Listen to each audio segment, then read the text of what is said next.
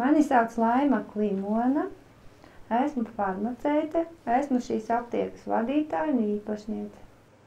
Bet ir jau tā, ka ne tikai darbs tev, un ne jau tikai ģimene, un tāpēc varbūt iznāk arī iesaistīties visādos sabiedriskos pasākumos. Žagaru Made ir bijusi vēsturiska persona, un viņa ir mana radiniece. Un interesants tas tajā visā notikumā ir, ka mana piedzimšana ir tieši 100 gadu starp mani un Žagaru Madi. Un Made bija tāda tautas dziesmu teicēja un valodniece. Nu, un tad no Žagaru Mades ir pārmantota šī teicējas un valodnieka kaut kādi gēni varbūt, un tas man ir interesanti. Nu, lūk, un Lizuma dažādos pasākumos es tad tā uzvelku to Mades tērpu un par to pārtopu, un tad es esmu tā Žagaru Made.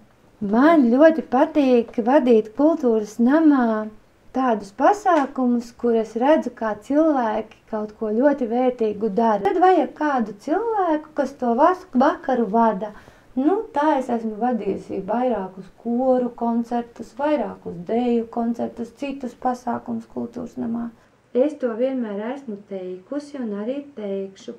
Es visiem mūsdienu jauniešiem novēlu saprast, no kurienes tu nāc, un uz kurieni tu ej.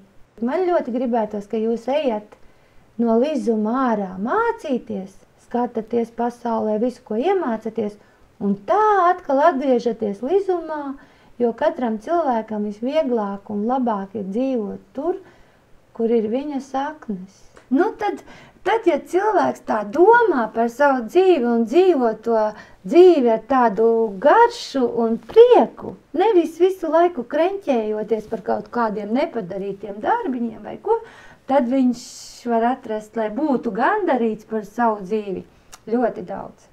Mana tautas dziesma, tā kā tāds pamatlikums.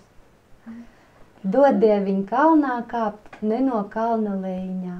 Dod Dieviņ otram dot, ne no otra mīļi lūgt.